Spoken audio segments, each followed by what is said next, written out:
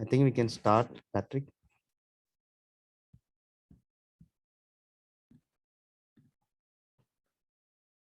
Okay, good morning, good afternoon, good evening, and welcome to this iteration of the PanAmerican Hemodynamic seminar series. My name is Patrick McNamara. I'm the chair of the Neonatal Hemodynamics Advisory at ACE. It's a real privilege and honor to welcome everyone to the session today. I would like to introduce our two moderators for the session. First, Dr. Danielle Rios, who is a neonatal hemodynamics faculty and clinician scientist at the University of Iowa. And her partner in crime for the session today, Dr. Michael Castaldo, who is a neonatologist and the director of the neonatal hemodynamics program at the University of British Columbia. I would welcome Mike and Danielle to put on their cameras and to launch the session today. I would just remind everyone to put your questions in the question and answer session. We will do our very best to get to as many as possible. And if they're unanswered, we will try to have our speaker address these. So without further ado, Danielle. Thank you, Patrick, and welcome to everyone. We're very excited that you could join us today. I have the privilege of introducing our panelists and then our speaker. So let me start with the panelist. Dr. Audrey Hebert is an assistant professor at Laval University and staff neonatologist at CHU in Quebec. She completed formal training in neonatal hemodynamics and targeted neonatal echo at BC Women's Hospital and at the Hospital for Sick Children in Toronto. She obtained her master's degree in health sciences at the University of British Columbia. Dr. Samir Gupta is professor of neonatology at Durham University, UK, and a fellow at National Perinatal Epidemiology Unit of Oxford University. He's a member of the European Steering Group of Neonatologists Performed Echo, and he's the founder and chair of the Neonatologists with Interest in Cardiology and Hemodynamics in the UK. He also has successfully established the Qatar NPE training program at Sidra Medicine in Doha. He's a chief investigator of the Baby Oscar trial on the PDA. And Dr. Anne-Marie Hugen is a consultant in neonatal medicine at Royal Hospital for Children, Glasgow, a senior lecturer at the University of Glasgow as well. Her specialist areas of interest include neonatal hemodynamics, management of the PDA in preterm infants, clinical NIRS applications in the neonatal unit, and training in neonatal echocardiography. Her recent clinical trial experience includes the UK-led investigator for the PDA-TOLERATE and SAFE-BOOST C3 trials. So welcome to our panelists, and they will come on to have more of the discussion after the end of the lecture. And so let me introduce our invited speaker. Dr. Souvik Mitra is a neonatologist and associate professor of pediatrics, cross-appointed with the Department of Community Health and Epidemiology at Dalhousie University in Halifax, Nova Scotia. He completed his fellowship in neonatal perinatal medicine and an MSc in clinical epidemiology from McMaster University. He's currently pursuing his PhD in epidemiology and applied health research from Dalhousie University. His current research projects include a pan-Canadian project on the comparative effectiveness of non-steroidal anti-inflammatory agents for the treatment of the PDA in preterm infants, and a CIHR-funded multi-center RCT on selective early treatment of the PDA in extremely low gestational age infants. He also co-chairs the academic committee of the Neonatal Hemodynamic Research Center and the EPIC, Evidence-Based Practice for Improving Quality Hemodynamic Group of the Canadian Neonatal Network. So welcome, Dr. Mitra. I invite you to turn on your camera as well. And just one more reminder for all the newbies that have joined in on us since Patrick said it, questions should go into the Q&A box, and you can enter those at any time during the lecture. The moderators will be watching those. Don't enter into the chat because a lot of people will enter other things in the chat and the questions may be lost. And then again, we'll try to get to all the questions. If we don't, we'll be posting those with the answers on the Neo Hemodynamics Twitter account. Okay, I'll hand it over to you. Thanks, Daniel, for the introduction. So I'll just share my screen here.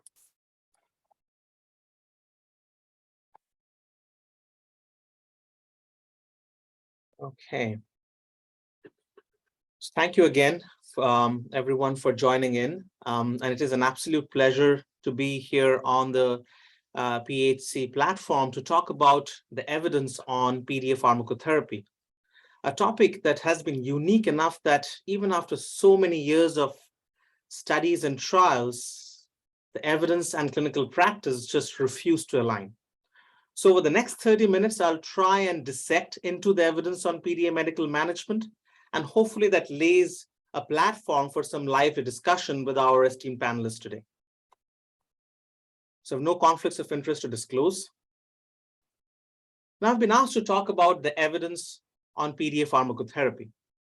Now, a discussion on with what to treat the PDA is almost impossible without addressing the elephant in the room, whether to treat the duct at all, and if yes, when to treat. So as I talk about the evidence on the medical management, I will periodically circle back to the evidence or lack thereof of the first two questions. Now, as we all know, the ductus arteriosus is this tiny little blood vessel that connects the pulmonary artery and the aorta and is essential for the fetal circulation. And after birth in term infants, it closes off spontaneously in the first few days without any problems. But in preterm infants, especially those born extremely preterm, in some infants, it may contribute to some serious problems. It can affect the blood flow to the brain, contributing to intraventricular hemorrhage. It can dump a lot of blood to the lungs, making the lungs stiff and heavy and difficult to ventilate, thereby contributing to chronic lung disease. And it can drive blood away from the post-ductal vital organs such as the gut, contributing to necrotizing enterocolitis.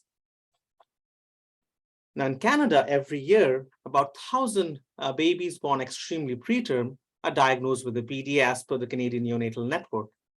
But only over half of them end up receiving some form of therapy. So you might be wondering, if PDAs are so bad for the preemies, why only half of them are treated? Why not everyone? And to get to the answer of this question, we need to go back in history to the first ever randomized trial that was conducted on PDA management that was presented in this conference in 1977 and published a year later in the Journal of Pediatrics.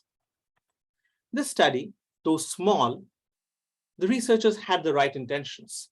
They randomized very low birth weight infants with a symptomatic PDA to early definitive elimination of the shunt through surgical ligation versus conservative medical management.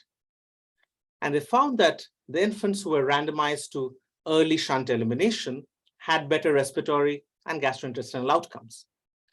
But the problem was early surgical ligation, which obviously was deemed too invasive in these vulnerable preterm infants early on in their life.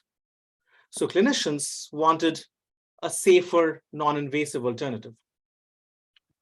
Now, in the same conference, there was another group who presented some exciting data on the role of prostaglandins and the patency of the ductus.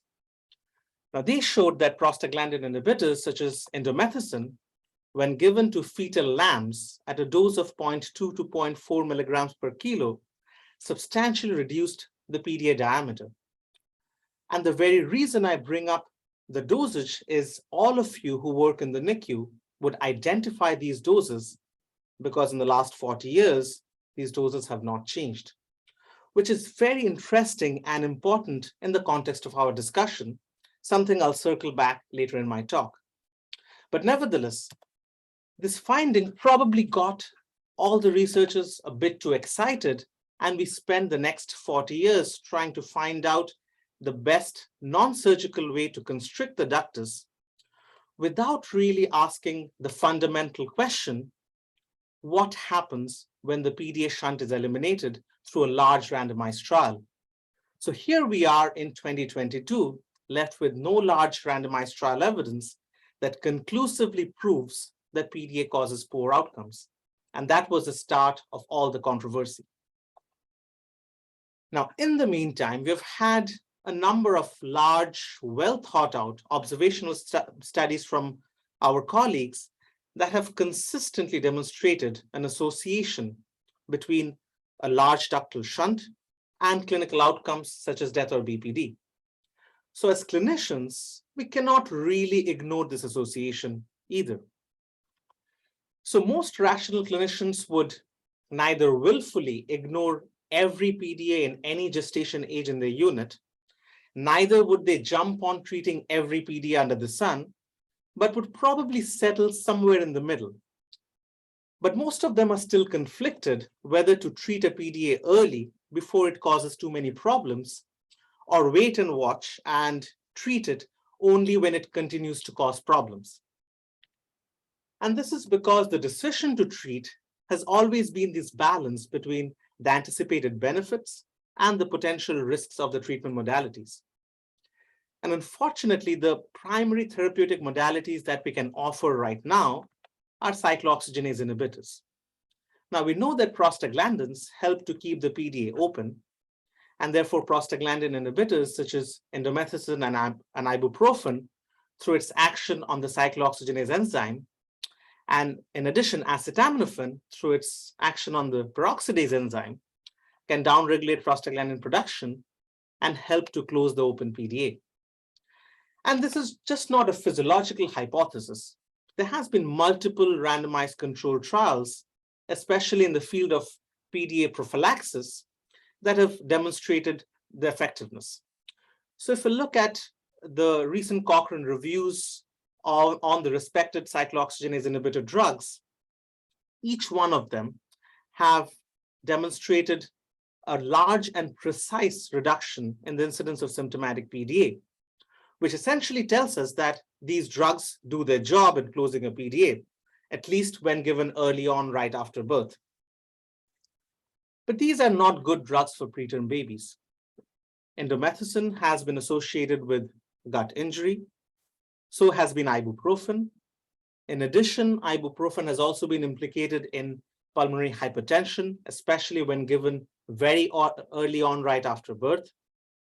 Now, acetaminophen, the newest addition in this group, appears to be safer in the shorter term, but there are still concerns about its effects on the longer term on the brain, which still needs further robust research.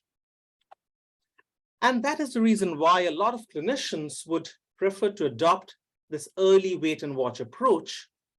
And this study by Semberova on the natural history of spontaneous PDA closure does suggest that this might have some rationale for use, especially in the older preterm infants. So for example, those babies born less than 30 weeks of gestation, about half of them would close their PDAs by about a week of age. In those born less than 28 weeks of gestation, again, half would close their PDA by around 2 weeks of age. So not bad. But the micropreemies born less than 26 weeks of gestation, they appear to remain exposed to a large PDA shunt for days on end, with only about half closing their PDA by around 2.5 months of age. So the question is this prolonged exposure to a large shunt volume in these vulnerable micropreemies causing irreversible damage, and whether there is a benefit of early pharmacotherapeutic intervention in these babies. So to answer the question, we started off with the Cochrane review, which we published 1.5 years back, to understand the current state of randomized trial evidence on early pharmacotherapy started within the first 7 days. We found 14 small to moderate sized trials, which showed that neither treatment started within the first 3 days, nor treatment started within the first 7 days appeared to improve any of the clinically meaningful outcomes. But on the other hand, both approaches appear to significantly increase the exposure of NSAIDs in these small sick preterm babies, which is a problem. Now, what about more recently concluded trials? Now, two large, very well done randomized trials were just concluded and presented at the recently concluded PAS meeting. One is the Baby Oscar trial led by Professor Samir Gupta, and we have the absolute privilege of having him here today on our panel. And the other, the Benedictus trial led by Professor Willem de Boot. Both had fairly similar methodologies in terms of inclusion criteria. Both enrolled extremely preterm infants with any PDA that had a size of more than 1.5 millimeters with an unrestricted left to right shunt, and randomized them to early ibuprofen therapy within the first 72 hours versus placebo or expectant management. Now, the Baby Oscar trial, which was a superiority trial, failed to establish superiority of the early treatment approach with respect to their primary composite of death or BPD. While the Benedictus, which was a non-inferiority trial, established non-inferiority of expectant management over early therapy. In fact, if you look at their absolute risk differences and the 95% confidence intervals, the primary composite of death, NEC, or BPD was significantly worse in the early treatment group, which again highlights that these drugs are not good for preterm babies.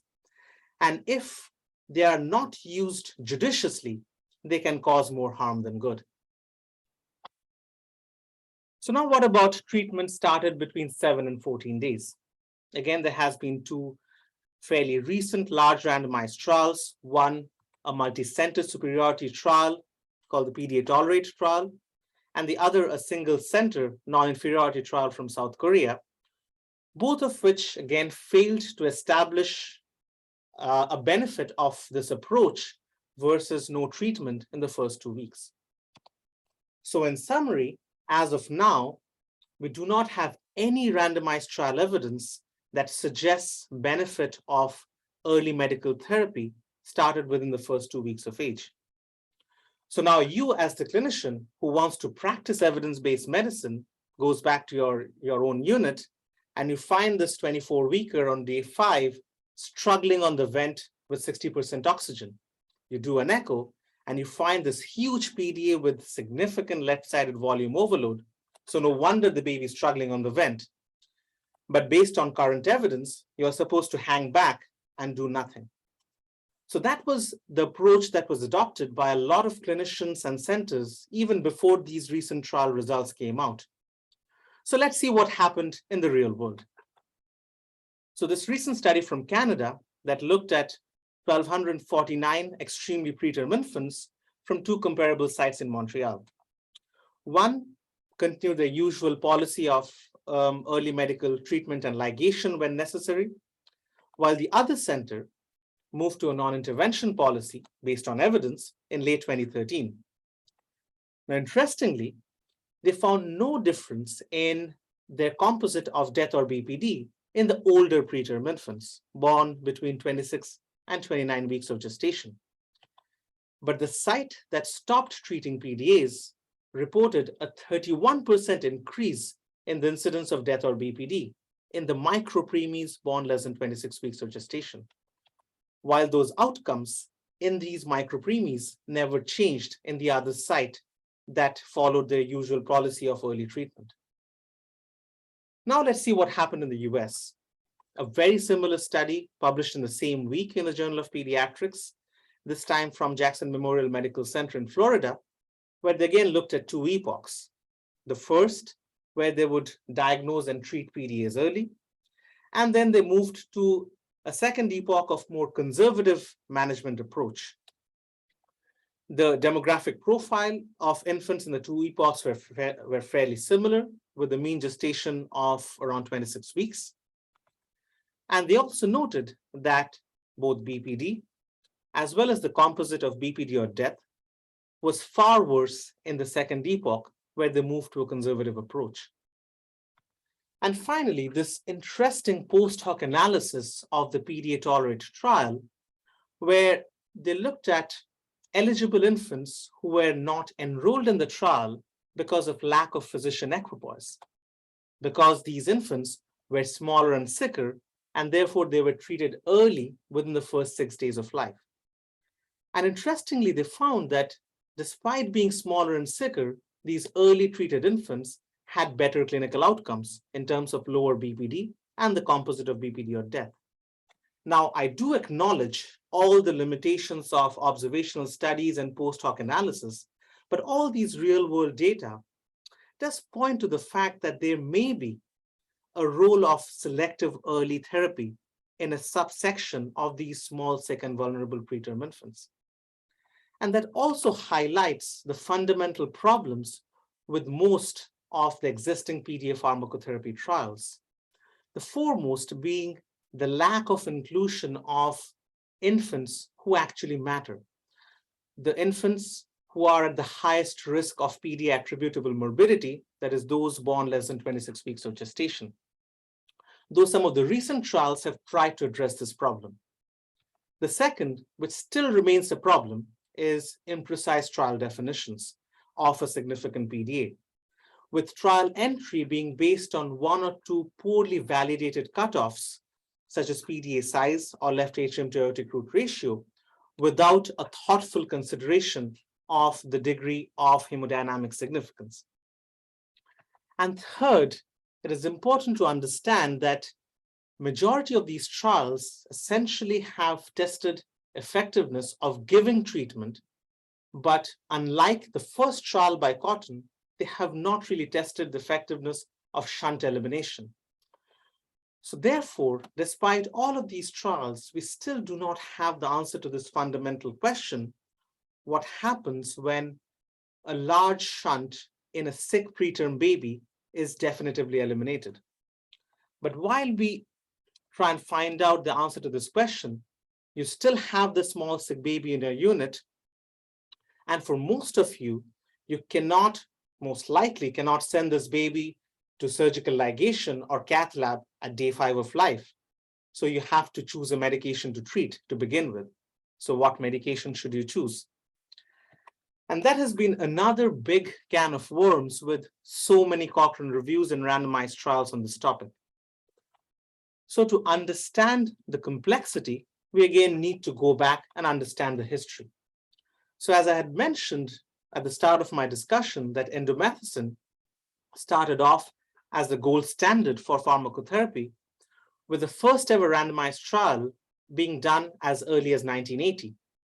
And since then, there has been 14 placebo-controlled randomized trials, in addition to a large number of head-to-head trials with other therapeutic agents. And from these 14 randomized trials, one thing that comes out for sure is that indomethacin does definitely close the duct compared to placebo, at least using these fetal lamb dosing that has still been the most commonly used dosages over the last 4 decades.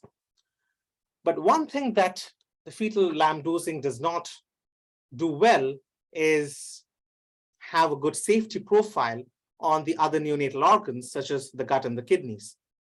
So researchers had to find an alternative. And that's where ibuprofen came into the picture. And here I must acknowledge the contribution of Canadian researchers in establishing the role of ibuprofen in PDA treatment, starting off with the earlier animal studies in the late 1970s at sick kids, to the first ever phase 1 trial in Montreal in 1996, where very preterm infants born less than 32 weeks within the first 3 hours of birth were empirically given intravenous ibuprofen at a dose of 10 milligrams per kilo, followed by 2 doses of 5 milligrams per kilo at 24 and 48 hours.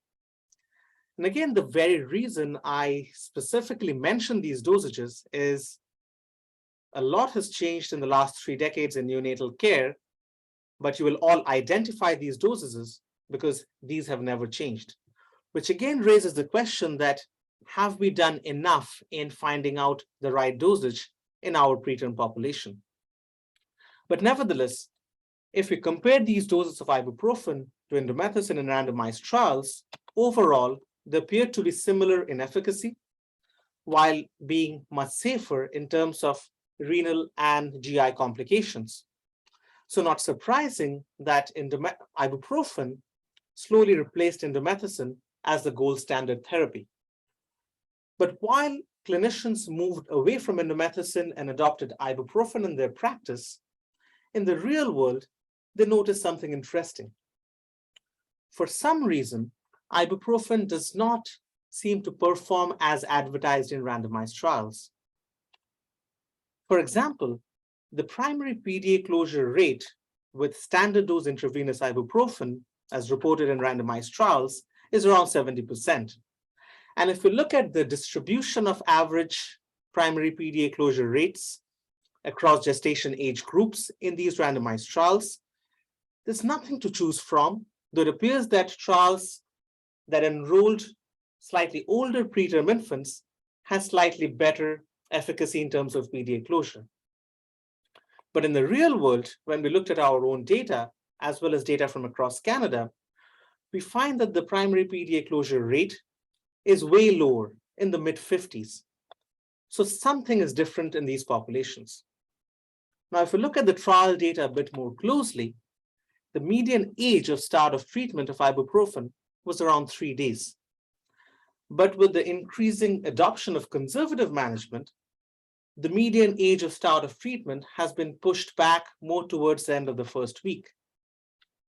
So the question is that, are we extrapolating the information from randomized trials to a completely different population with different metabolism and dosage needs? And the other, a question that some of our Canadian colleagues have brought up, is, are the intravenous formulations of ibuprofen that we use in this part of the world somehow inferior to the ones that have been used in randomized trials? So to answer the first question, we started off with a large systematic review and network meta-analysis of all treatment options that have been used in randomized trials so far. Not surprising, the 3 most commonly used options have been indomethacin, standard dose ibuprofen, oral acetaminophen, while some studies had used higher doses with up to double the doses that have been used for standard dose ibuprofen. And we found that high dose ibuprofen followed by acetaminophen was far better in closing the PDA compared to the most commonly used option of standard dose ibuprofen. And these results did not come as a surprise to many, given that there has been pharmacokinetic studies such as this one by Hurt from 2008 that have shown that to achieve therapeutic concentrations, regardless of your gestation age, you will require higher doses with increasing postnatal age. Further, this Bayesian dose finding study from 2005 showed that in older preterm infants born between 27 and 29 weeks of gestation, the standard dose regimen of 10-5-5 offers a fairly good probability of success at around 77%.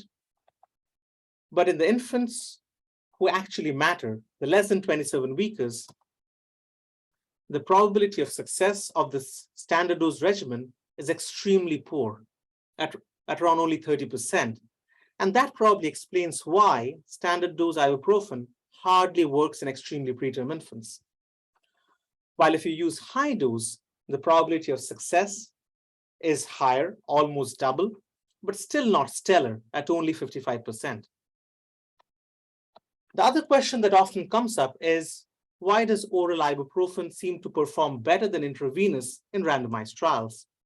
So this study by Barzilay from 2012 tried to address this question when it compared the pharmacokinetics of oral ibuprofen and compared that to the pharmacokinetics of intravenous ibuprofen obtained from the Hurt study. And they showed that the serum levels following oral ibuprofen are higher and more sustained following intravenous administration, which probably explains its better effectiveness. So based on this data at our center back in 2017, we moved from a standard dose regimen to a high dose regimen. And over the next 2 years, we demonstrated a 21% absolute reduction in PDA ligation without a demonstrable difference in adverse effects such as oliguria on neck. And very recently, a systematic review from some of our NHRC colleagues have also substantiated this fact, where they showed that high-dose regimen might be better in closing the PDA and significantly reduces the incidence of PDA ligation compared to standard dose ibuprofen without demonstrating any obvious safety signals. But amongst our colleagues, there still remains concerns.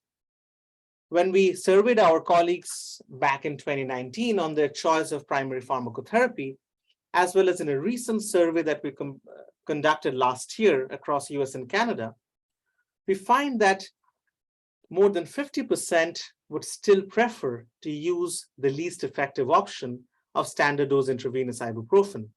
One, because of their valid concerns of the effects of higher doses in these small babies. And second, their suspicion that it's not the suboptimal doses, but the inferior intravenous ibuprofen lysine formulation that is the main culprit. But there are no head-to-head randomized trials that compare intravenous ibuprofen lysine versus ibuprofen trometamine or TAM that has been mostly used in randomized trials in Europe.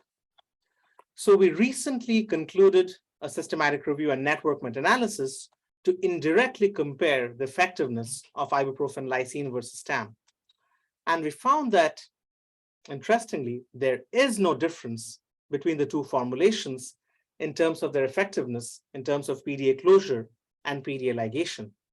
So we hope to get this data out very soon, and hopefully this will reassure a lot of our colleagues in this part of the world. But also this places the blame squarely back on the suboptimal dosing as the possible reason for the lower effectiveness of ibuprofen in the real world. So for this reason, in our latest position statement from the Canadian Pediatric Society, we have suggested that if one is considering treating the PDA beyond the first few days, you might consider using high-dose ibuprofen. Now, finally, what about acetaminophen? Now, acetaminophen has had a serendipitous discovery when it comes to PDA closure, when some of our colleagues in Israel, while treating preterm babies with acetaminophen for a completely unrelated reason, at a dose of 15 per kilo every 6 hours orally for 7 days, found that their PDA is closed. And when they repeated that with other babies, they found a similar effect. And that was an exciting revelation because we finally had a safer alternative compared to the NSAIDs. And that led to a slew of randomized trials over the next few years, comparing acetaminophen with every other existing therapeutic option. But one thing never changed was that incidental acetaminophen dosing, which again raises the question, did we jump the gun and put this into practice without enough research? So we recently completed this update of the Cochrane review, which should be coming out soon, where we found that on average, overall, acetaminophen seems to be similar in efficacy compared to NSAIDs, and as expected, has a better safety profile. And the recent availability of the intravenous formulation does present an attractive alternative to clinicians. But the problem is with the very preterm sick infants, because 2 recent randomized trials on intravenous acetaminophen slightly dampened our spirits, as both have shown that intravenous acetaminophen is significantly worse in closing the PDA compared to both indomethacin as well as standard dose ibuprofen. So the question is, are we using the right dose in the right population? This very recent pharmacokinetic study, which was an ancillary study from the pre-PARAS trial, suggests that there might be a problem. This study shows that the doses that they used in their trial works great for closing the PDA in older preterm infants born at 31 weeks of gestation, majority of whom we would never ever treat But when we go down the gestation, 27 weeks and below, the effectiveness of acetaminophen in these doses significantly goes down, which again highlights the fact that we do need more research on finding out the right doses in the population that matters. Finally, what about combination therapy? Sounds like a brilliant idea because you combine an effective NSAID with a safer drug that acts through a slightly different mechanism. In our Cochrane update, we found only 2 small randomized trials that suggest that there might be a benefit in PDA closure after 2 courses. But the results were too imprecise to draw any meaningful conclusions.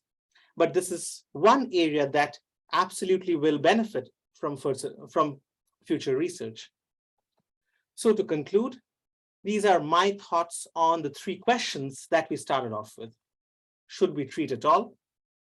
One thing for sure is that every PDA that is reported to have a moderate or large size does not require treatment.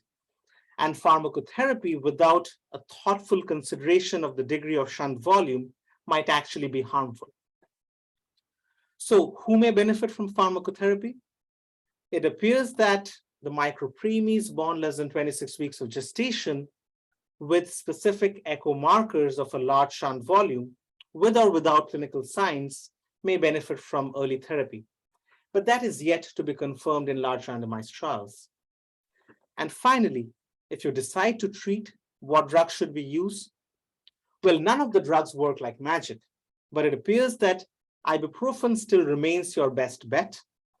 And if you are deciding to treat later, higher doses may give you better results, but even that does not guarantee shunt elimination.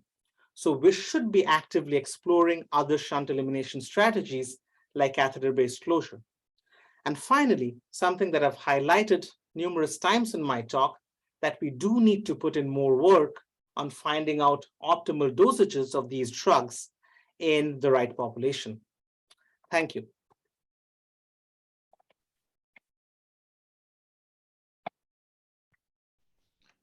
Dr. Mitra, thank you so much. As always, your presentations are engaging, insightful, and I can see already from our QA box that we're starting to get a flood of questions to engage not only yourself, but the panelists, and so I'm excited to do that. I have the privilege to ask the first question. And so what you've been demonstrating to us is that we have yet to actually get the perfect trial, though I think that is probably unattainable. But I'm going to put it to you then. What is at least an ideal development of a trial that could hopefully answer some of the questions that you put forth to us today? Thanks, Mike. So that's a very difficult question. What's an ideal trial? So I'll try and address, and then I'll probably have our panelists chime in. So first, it has to be a randomized trial, because that's how we can eliminate some of these unaccounted confounders. Preferably blinded, at least blinded adjudication of echoes that are based on standardized echo acquisition and a measurement protocol. That is absolutely crucial. From a population perspective, extremely preterms who are the highest risk of PD attributable morbidity. So we have to cast a very small net, less than 26, 27 weeks of gestation. Randomize them to selective early treatment of large volume shunts, which as a group we feel would have the highest effect or the most important effect on the physiology, while carefully observing the smaller shunts for worsening. And if medical treatment fails, and I'll probably be a bit bold, subject them to shunt elimination early through either surgical ligation or cath closure, versus in the control arm, no treatment ideally during their entire stay in the NICU, or at least delay it as much as possible based on your equipoise, because in my own experience, I've found out that achieving that is extremely difficult. And from an outcome perspective, selecting outcomes that are clinically meaningful for the families, with emphasis on those that precede any treatment in the control arm. So I'll just stop there and I'll open it up for further input from other panelists. Thanks, Dr. Mitra. Thank you so much for that. And that's actually a great segue in terms of me asking and inviting our panelists to turn on their cameras. Let's put a face to those names and have everybody kind of maybe build upon some of the comments that Dr. Mitra was able to put out there about what that ideal trial is. Does anybody want to take the bull by the horns and challenge or maybe align to what Dr. Mitra had to say?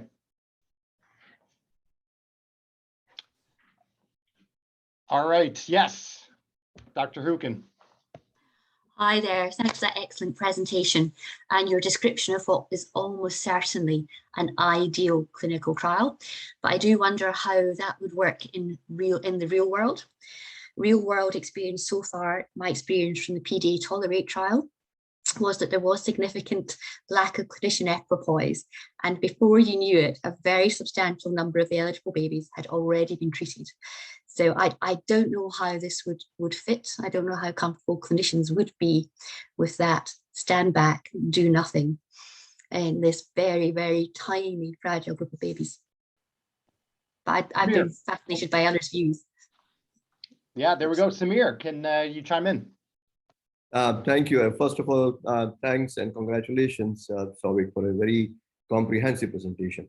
Now, your comment is really very refreshing. That what is an ideal trial? It is the aspiration when we do large trials that we include as many babies as possible in the trial and the centers.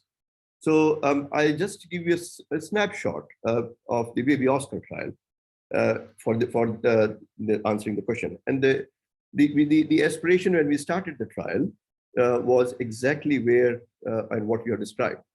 But in the real world, when we planned the sample size and the logistics, one thing was clear that we would be able to enroll only 1 out of 6 extreme preterm babies that are born. So that is only about 15% of the babies that are born, because to meet the trial entry criteria, the gestation, the availability of the echocardiography on the bedside, there are a lot of logistic issues that come in the way. Then to get past the ethics approval, because the baby Oscar trial, as you know, in UK, it was done across 32 centers, all the NICUs, and some of the NICUs which are not in equipoise decided not to take part, because if the preference was for going an early treatment or what other reasons, they did not participate, which was good because the contamination otherwise would have increased. So the problem which we face is, despite very rigid criteria for the open treatments, still we find that it is very difficult to hold the hand and say, please do not treat, because on the bedside, you are faced with a baby who is given trial intervention and has a symptomatic duct, as just described, and not to treat them.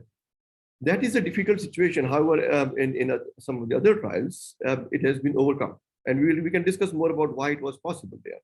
So yes, it is what you have said is an ideal opportunity to do a trial, but that will require many more centers, lot more time, particularly for under 26 weeks, because we are reducing the number of eligible infants then.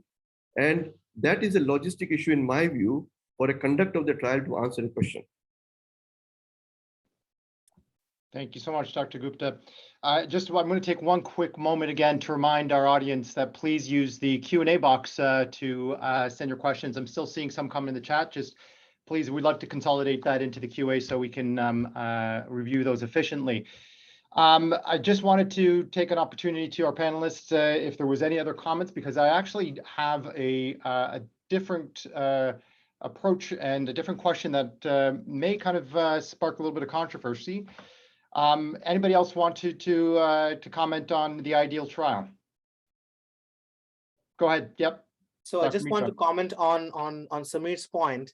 The Hmm. reason why I would propose a narrow net here, because we have been doing one trial after the other that shows no difference. And the general criticism every time is that there is a lot of noise in the included infants. There is a heterogeneous group of babies, where a lot of babies with Smaller shunts that would have probably closed off on its own without an intervention are included. And therefore, we are losing the signal amidst all the noise. So that has been the common criticism. So the only way to address this criticism, if we still feel that a subsection of the population will benefit from any therapy, is to narrow it down to the smallest, sickest with the largest shunt.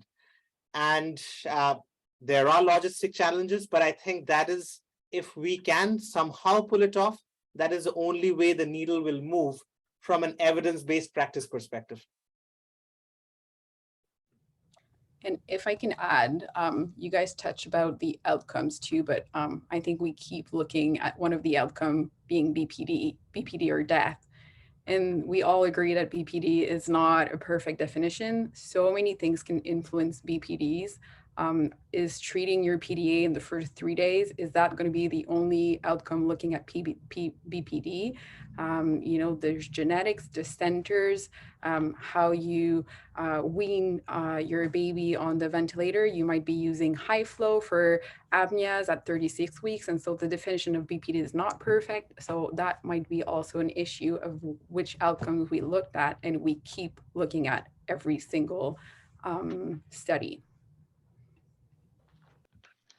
Yeah, thank you so much, Dr. Hebert. That's a great point that was actually touching upon what I was going to ask. So thank you for mentioning that. I just want to take a moment because I don't want to be greedy and ask all the questions. Danielle, have you been able to just see what the Q&A box is filling up with? And should we maybe tackle a couple of audience questions? Yep, so there's a lot of questions in the Q&A box. So thank you everybody for participating. So one of the questions, I think, well, actually several people have asked questions about kind of screening and what symptoms you would do an echo for. And if it's okay with everyone, I'd actually like to bring Dr. McNamara in to see if he has any comments just in general about the presentation and the controversy that surrounds treatment of a PDA.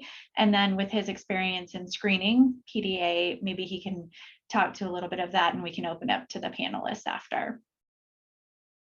Danielle, it's okay. Let the rest of the conversations go for a little bit. I'm happy to put a few words at the end. So leave it for now. I want to focus to the other people. So okay, but there's several questions about screening. So okay.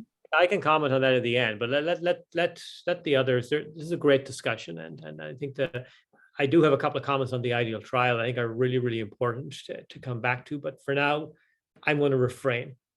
Okay, so another hot topic. So we'll try to get back to kind of those screening questions for those of you that put that in, unless any of the panelists have comments to that effect.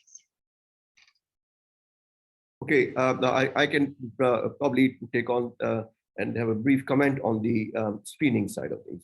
So when we are talking about the screening, we are, as Souvik had very beautifully presented about the shunt volume, and so that is important. So the aspects of screening come is what age we are doing the screening and what are we trying to assess.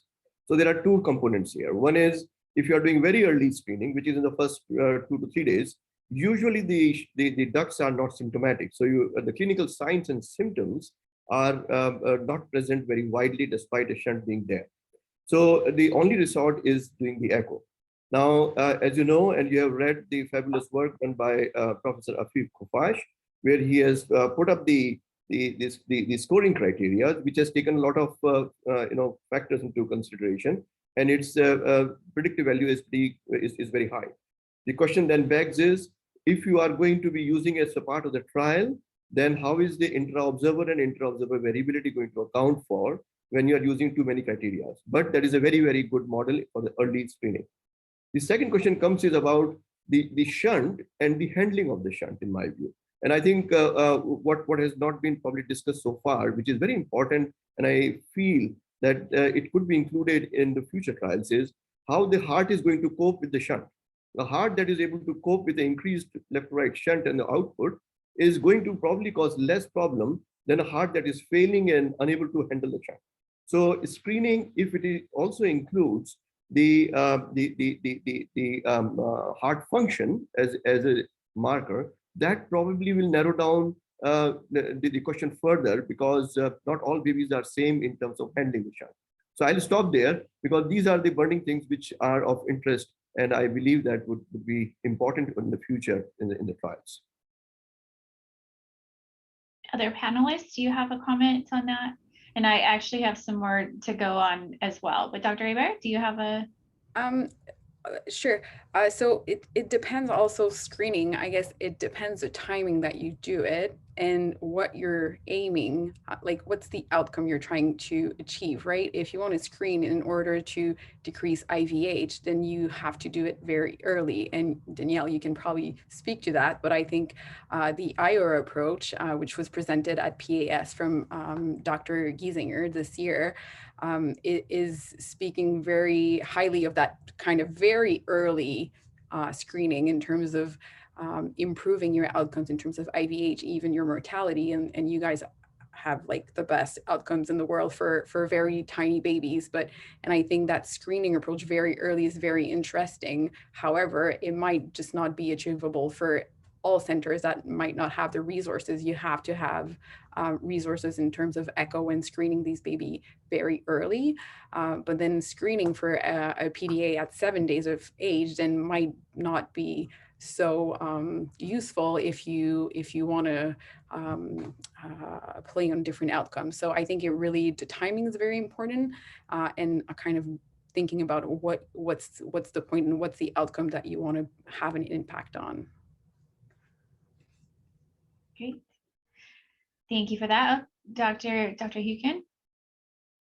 Yeah, it's just exactly the same sort of experience. We've been reflecting on what we're doing, and it very, very much depends on what it is you want to manage by treating your duct. There is very good evidence from years ago, from back to Nick Evans' work in Australia, that, you know, very increased pulmonary blood flows very early on precede pulmonary hemorrhage, which precedes IVH, affects flow, which of course also low flow states precede IVH. So if you want to eliminate those, I think you do have to look very early on. But of course, there is this dynamic of, do you handle the tiny baby, the 22, 23 week, or very early on for echo? And if you do you expose them to those drugs? Almost one question that's come up with us is actually, is there another way of managing their balance of circulation? And then when they're a little bit bigger and more robust, perhaps they get enteral feeds going with mum's breast milk, the gut feels safer. Can you stabilize them and then try and definitively close them a little bit later on with COX inhibitors, non-steroidals? So that's just been one interesting, I guess, discussion and debate we're having. Otherwise, yeah, screening again, just slightly later to sort of on the slightly more mature babies, maybe sort of around day 5 of life, to pick up those babies that are perhaps at biggest risk of being stuck on a ventilator or having significant adverse respiratory outcomes down the line. And I think there is some work to support that, particularly if you look at the sub-analysis Ron Kleiman did, and you can criticize these things, I guess, as they're not a purist RCT approach, but you use what evidence you can get, and where there's been studies where the babies have had careful follow-up and the duct's been assessed. Though it does look like those babies who get stuck on a ventilator beyond the first week of life are at greater risk of severe grades of BPD. And that comes back to Dr. Ebert's comment about what are we looking at as our outcome? Is it just BPD, or is it severity of BPD? Is it brain volume? Is it something additional to the classic question, death and or BPD? So yeah, this brings together, there's a few different areas there to cover. So I'll leave it there and get back to and see what questions come up from the audience.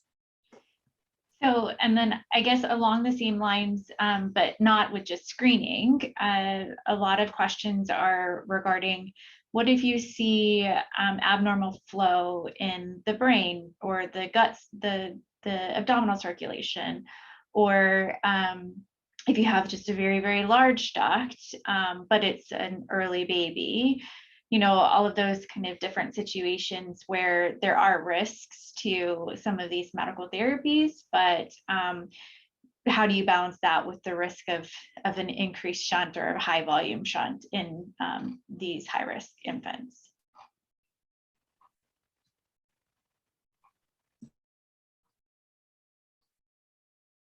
Souvik, I'll go with you because we haven't heard from you in a little bit. Sure. I was kind of hanging back and taking a breath. So, so yeah, that's a very good point. And I just, like, on an unrelated note, I just did some work with how families value outcomes, and what I noticed from that work is that families values like severe brain bleed way higher than something like BPD. So if I think about from that perspective, for me, addressing a shunt in a baby who is at the highest risk of IVH early on is important. And that kind of ties in a lot to the question about when do we screen and when do we treat. I think my threshold of timing of screening and treatment would vary based on which baby I'm looking at. Is it a 23-weeker versus a 27-weeker? So if it is a micropreemie, I would tend to screen and possibly treat early because I want to avoid those adverse effects, which are valued most by families. Great.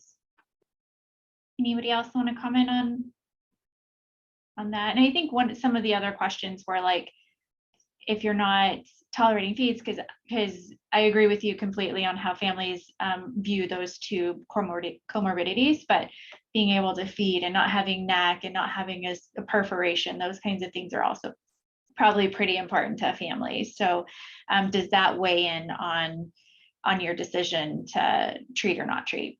Oh yeah, absolutely.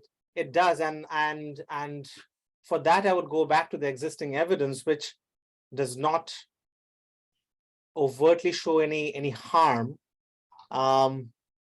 if you are treating early versus later. So is there any evidence to suggest that leaving alone a larger shunt causes more gut injury versus treating with NSAIDs earlier? Difficult question to answer, but I would say that if there is clear signs of systemic hypoperfusion, that in itself is a risk factor.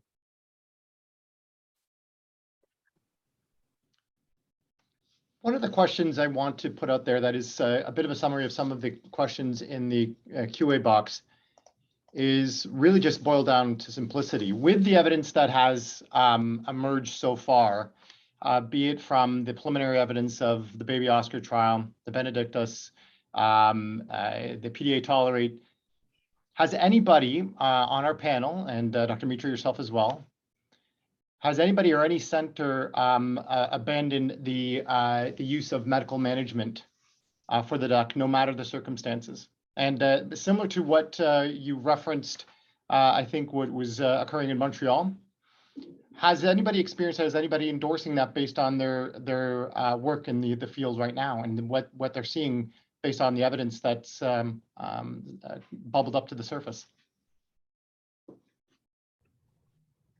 I can start. Being in the same province as the cited institution. I don't work at the institution, but I work closely with them. We've had a lot of discussion. So we do treat at our institution the PDA. Not all PDAs, obviously. We screen and we do based on many measurements, and then we decide in clinical also impact of the PDA, and then we treat if it's considered hemodynamically significant. Interestingly, we did do compare our population to McGill Center, who has chosen to stop treating since 2013, and they have published, Dr. Mitra in his talk did talk about it, and when we also look, so they had higher BPD and death in less than 26 weekers, and one of the outcome that we haven't touched about, but I think is very important, is chronic pulmonary hypertension in patients that are exposed to a chronic and long-term shunt. And when we looked at our two populations, they did have double their chronic pulmonary hypertension compared to ours, which was, I think, is very speaking in terms of treating or not the PDA. Obviously, that's my personal opinion. And if Dr. Alti would be on that call, he would say otherwise. But we've had a lot of discussion, and I think it's important to look at the literature and that everything that we have. But I do believe that some PDAs need to be treated. Thanks, Dr. Baird. Dr. Gupta, yeah, I saw your hand go up quite quickly. I'd love to hear your perspective on that. You're on mute, just to, don't forget to unmute. I think one of the mistakes we had been committing is the pendulum was swinging from one end to the other end and then to the other end. And the time is right where we probably have to stop and think. It is not an all or none law. So we are not talking about treating all the PDAs. We're not talking about treating no PDA. But I think selection is more important. And as we learn more from the evidence, we need to find ourselves and say that can we have a better selection criteria when we are going to be treating the PDAs. And Souvik has very beautifully presented on some of the observational data that having a PDA is not just a benign thing. So there is a selection that has to be more mature and refined to identify which babies we need to be selecting and then treating them. Now, one thing about the dosing that is coming up in the discussions, I think there has been work which is quite clear that the dosing, it changes with the age of the baby. So if we are talking about treating the baby in the first 3 days, the drug monographs will not suggest going for a higher dose, particularly in ibuprofen, and the standard dose is what is suggested. And the trials have faced, and the risk of pulmonary hypertension, we have to monitor that. But as we talk about age advancing, move into the first week, there is enough evidence now suggesting that dose escalation is required. And if we got to the 2 weeks, and further dose escalation is required. So I think what we are begging here is a pharmacodynamic study in addition to the clinical studies to guide our treatments more precisely and objectively and identify the right dose as has been observed from the observational studies so far. Thank you. Thanks, Dr. Gupta. Dr. Mitra, I see your hands up. Yeah, thanks, Mike. And I want to allude to the comment that Dr. Ebert made about chronic pulmonary hypertension. And that's extremely important for us to understand that is the goal just closing the PDA or spontaneous closure of the PDA? But we have to understand that at what cost? I mean, all PDAs would close, but is it just closing because it was destined to close, or is it closing because of elevated pulmonary pressures because of chronic pulmonary overcirculation? Because if that is happening, then we are probably failing as clinicians, right? So that is something that, so I think that observation of increased pulmonary hypertension in babies with untreated ductus is, I think, critically important. Because if we move out of NICU and talk to our PICU colleagues, they are scared of pulmonary hypertension because these babies go home, get an RSV infection, and they're back in the PICU, right? And they're very, very sick. So I think we need to look at some of the outcomes. And as it has been mentioned, that we do get stuck on this outcome of oxygen requirement at 36 weeks, or in other words, BPD, which I don't know how much of importance that holds compared to some of the other outcomes that we don't talk about. Yeah, Dr. Yukon. Yeah, it's come back actually to Dr. Mitra's comment earlier on, partly about what do parents think are important outcomes. Yeah. And I really do think long-term health and brain outcomes are actually their key priority. They don't care if you're in 0.01 of a litre of oxygen at 36 weeks or not. Most of these babies will be in the micro premies. They'll go home in it, and you'd hope they would thrive in it and do well. But to come back to, I think, the question from some of the audience is, do we still treat ducts in our unit after looking at all of these negative trials? And it is very, very challenging, because I think nearly every unit has got people who see things in different ways, and absolutely across Scotland, and I'm sure Samir would agree across the UK, people have got different views. What I can say is that in our unit, probably we've gradually increased our treatment, but with very careful hemodynamic assessment using echo to pick out the large shunts in the vulnerable babies. And the reasons for doing it were to avoid later duct ligations. Our unit is traditionally a duct ligation service, and those outcomes of babies with much more severe lung disease down the line and often pulmonary hypertension aren't so good. And I suppose I can say, speaking for me, just looking at the babies since I started that approach, we've certainly not had any adverse side effects from giving ibuprofen with careful targeting and patient selection. And we're certainly, I think, gradually seeing improvements in severity of BPD rates and reductions in neck. Now, they may be attributable to many other things in our practice, but there's nothing coming back that's sort of suggesting that we are going in the wrong direction. But you know, that's very difficult to get the right answer or to have everyone on board with that without good RCT evidence. Dr. Gupta, I see your hands up again. Yeah, thank you. What is being discussed, that begs a question about how many trials have followed babies beyond the discharge.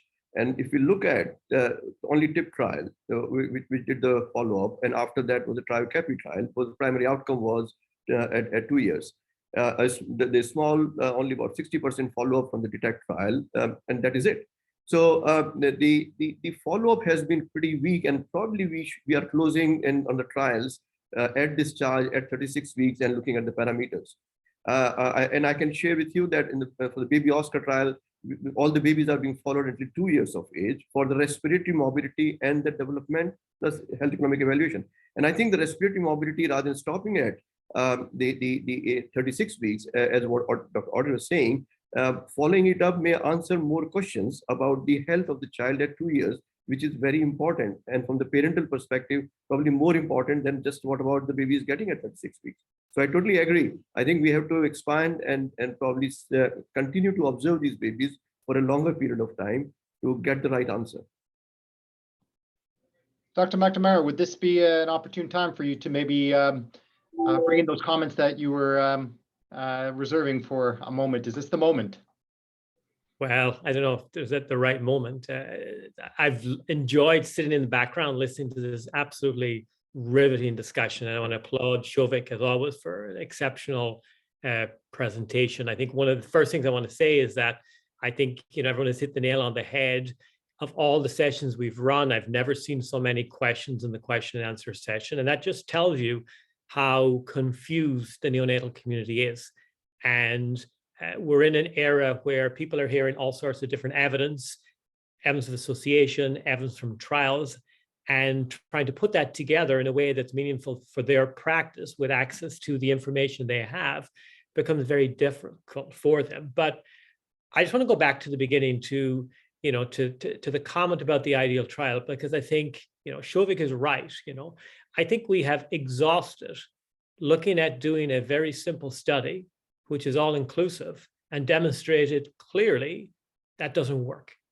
And if I were to draw an analogy for a second, take it completely out of the NICU and to say, imagine doing a randomized trial of people who have a mole and randomizing people to chemotherapy or placebo based on the probability that this might be melanoma. Okay, you would never think of doing that. You would say, we got to absolutely ensure diagnostic precision. I think therein lies, the secret, recognizing that the role of the ductus is variable. In some patients, it's beneficial in terms of supporting heart function and supporting patients with pulmonary hypertension. Closing the duct in those situations is harmful. It's not going to do anybody any favors. So in thinking about that kind of ideal trial, I think, one thing that we've probably not paid enough attention to is that, both in the treatment arm and in the placebo arm, and I think Souvik alluded to this a little bit, if there's a very high rate of spontaneous closure, okay, within the enrolled patient population, you're not really treating those patients that you're struggling with. The baby that Souvik presented, that infant who's sick, on a lot of respiratory support, that may or may not have a very pathological duct on echo. Those are the babies that we're, interested in. And until this day, I actually don't think we have a single data that's looked at what happens if you don't treat the most pathologic shunts that are most prolonged. Okay, we've got centers that don't treat any PDAs, but that, you may have in that center a very low rate of extremely low birth weight infants. So as mentioned, in Iowa, we have, of our babies less than 27 weeks, 40% of them are 22 and 23 weeks. So that for us then prompted, we should think about screening, but in a very, very thoughtful way that kind of eliminates patients that have a low risk or high risk of spontaneous closure. So I think, choosing the right population, choosing patients that have really significant shunts that stay there and don't close spontaneously. I think we're forced to start there because, by going with a wide net, it clearly showed us that if you treat lots of babies with an open PDA, and particularly people are very familiar with my thoughts on diameter. We actually just for interest sake, we just completed a study here in Iowa where we did a reliability study in the cath lab comparing PDA size measured with echo dynamically at the same time as cath, and basically showed that there's variance in diameter by up to 0.4 millimeters, which can be very, very meaningful. You may say something is a problem versus it's not, or enroll a baby. So I think these are the real challenges, that we face today. And I think the one mistake we would make is to move away and interpret the trial data to mean just because the trials have not shown a benefit, meaning that the problem is not a problem. Okay, I think our association data, our data from the non-intervention show very clearly that there are definitely consequences if you move the pendulum to non-intervention. I think we're now obligated to home in on the most vulnerable babies who have the worst shunts. And logic would tell you minimizing duration of exposure to the most pathologic shunts intuitively probably is right. But we got to select the patients better. So those are my thoughts, and I'm happy for others to comment on that.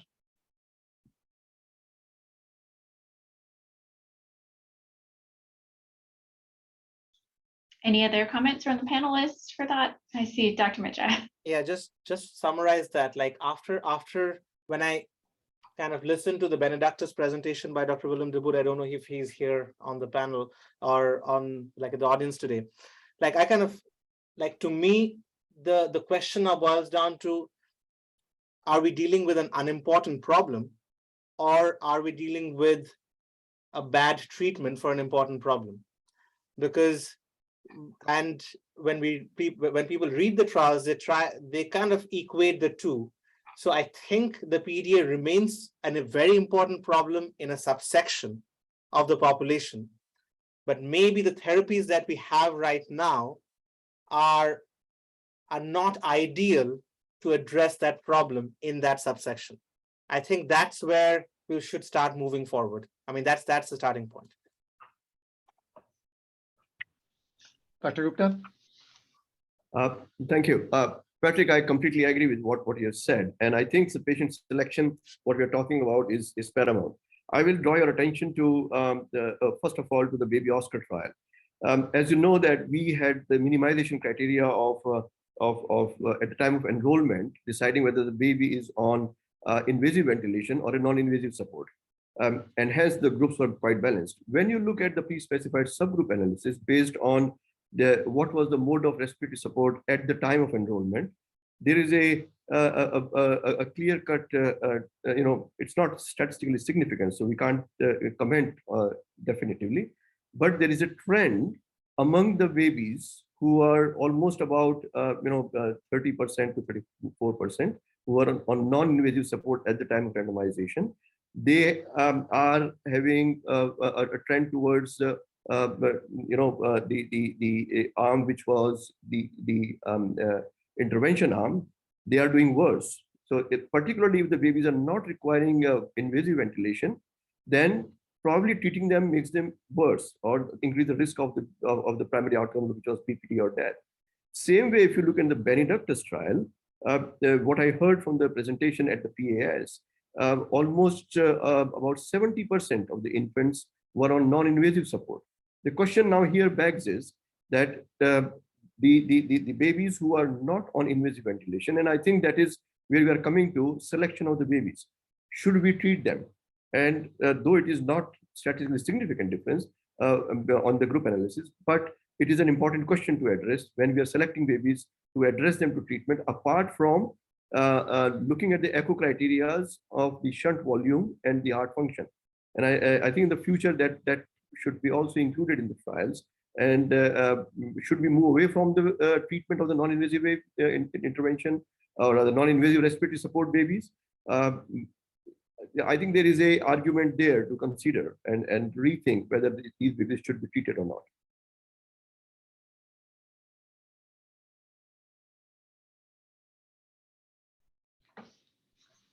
Any further comments from the panelists?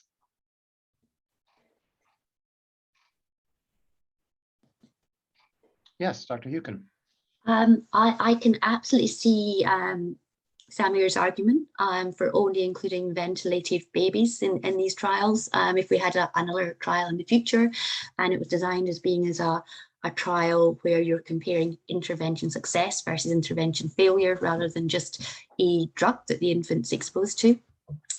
But I just have a slight anxiety, and I wonder if any of the other panelists too, that sometimes with the very tiny babies under 26 weeks, they can be on non-invasive ventilation. And then 24 hours later, you randomize them, perhaps you wouldn't randomize them, you wouldn't include them in your trial, but 24 hours later, they've had a major pulmonary hemorrhage, they're ventilated, they're desperately sick. And I just sometimes wonder with these very tiny babies, if enough people getting back to real world have actual lack of equipoise about not looking at them and not removing large shunts, and not accepting that perhaps, although it's slightly old, we have data in the past about early interventions reducing major IVH, pulmonary hemorrhage in a group that are really, really prone to that, and that's their biggest risk. And as Souvik says, you know, that's the thing parents want to know about. So where would we sit comfortably doing that? Yes, I can try and answer that question. And I know we're kind of coming up to the end of our time here. So we are trying to address that very question in the trial that we're currently trying to run, the Smart PDA trial, where in the intervention arm, we'll be treating if the baby has a large shunt, regardless of the clinical signs on the first screening, then the baby gets treated. But if the baby has a small shunt with mild clinical signs, we observe, and in 3 days or earlier, if there is worsening of clinical signs, then we re-echo, and if the shunt is worse and now the baby has moderate clinical signs and moderate echo signs, now the baby meets treatment criteria. So that's how we absolutely make sure that we don't miss a silent large shunt, and at the same time we leave alone the shunt that would have otherwise been treated in a lot of these trials, but the baby is on CPAP of 5 but has a PDA size of 1.5. Those babies do not get treated. So that's what we're trying to do. I know it's not perfect, but trying to combine clinical criteria with echo while making sure that we're not missing any silent large duct early on. Really interesting.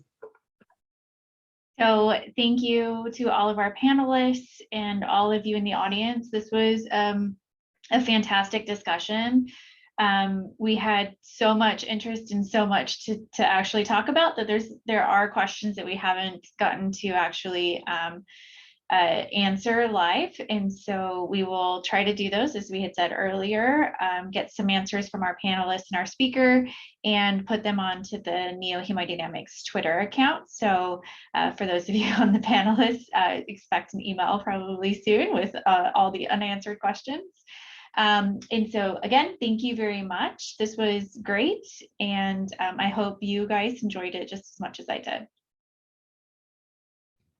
So we will see you all hopefully at our next session.